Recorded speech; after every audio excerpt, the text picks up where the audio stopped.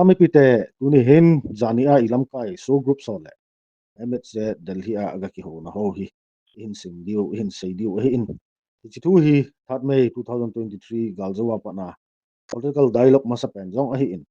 Nikhoni zen du na ki ho a hi in athu sei ho ki ho na ho hi.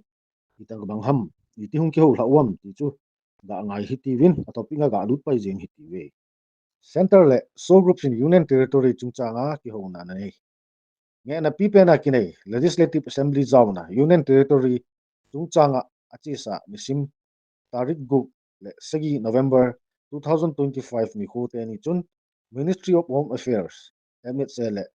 suspension of operation SU nuya KUKI National Organization KNO le United People Front UPF in tuna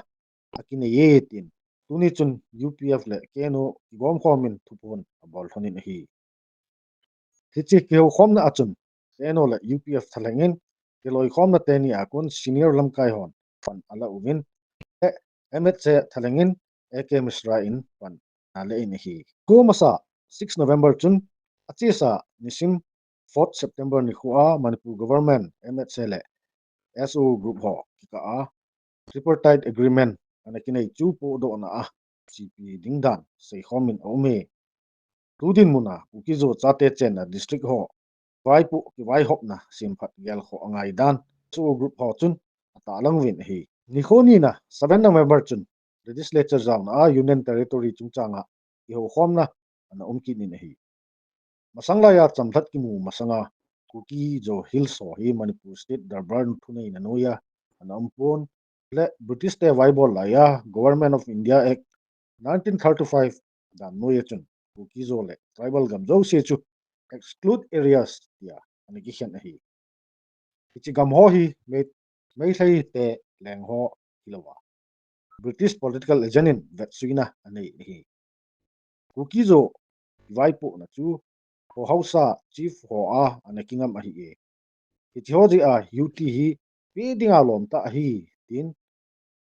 tu phone ki bol chun asein hi British ten ki vaipo tu na dinga administration ana gop khom wang chun ki vai bol na chu ni in anaki khom khanin phai cham chu me thai leng pa in ana vai bolin thang gam ho chu British political agent in ana vai bolin hi tisa kum 1947 masang chun tribal mipi te waipu ki vai hon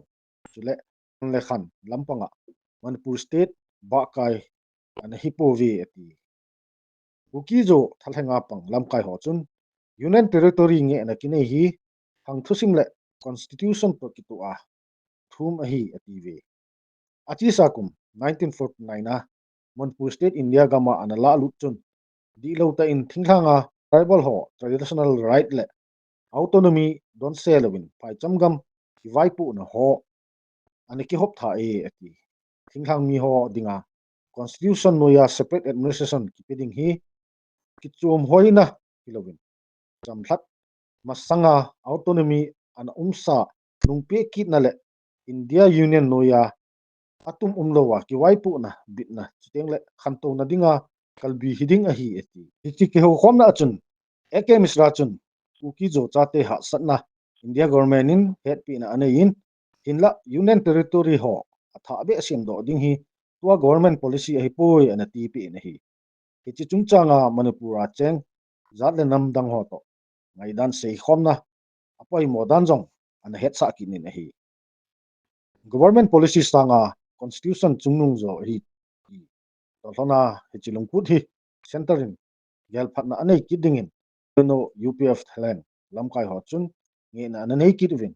gamsunga jatle namte ni chamta a cheng khom a hi theita alo to thona KUKI zo chate le go ho ven na dinga constitution no ya provision ngai cha ho manding manmo a hi dan lamkai ho chun a savin hi hi ki ho khom na chun gam le sit gam mang le khan khan to mal chalna lampang ho sei khom na an umki ni na hi MHN tribal ho land rights ven na dinga pan ala na ding chale thinglang gama Bible house a chief ho thaneina happy zomdingin SO lamkai ho chun nge na naked win ko hausa ho athi te ngole tel ho happy na dinga administrative lampanga ha satna ho chu mang na ding gal Kipan apat KUKI zo chate ho infal khopia achi thailo to hlona land registration le deed ki bol na ho bailam sa dingin tin na zong anei vin hi chikit le galjam IDP so ha sat na le government in security le angai cho ho pi a agang thei pe na anung chen sa na dinga chi ho chung chang ho a phat sot ta sei khom na ana naked vin hi chi ke ho na ho hin ma sanglang din mo no thil pha a hin su tu a malang vet na a nei thei na ding a hi in teng le dia ai ho thing thang mi ho adinga hi cham na le mon na thei na ding chi ke nup tu na ho hin KUKI zo te din Kinepna chale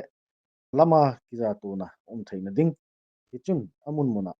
sot ta kin so na thei ding din mon lampi an si me atiki bin hi hi chan chu tu ni kho adinga MH Ministry of Home Affairs Government of India le ho political spearhead able wa SO lamkai ho mungki on ho cheng chu ama ho press release bol ho hi a government lang sanga an bol ho hi a bon cha kin la khoma kin sei a hi in sei khel sei walum le ki ngai da mo tin tu ni kho ading hi chan chun chai ta ti ve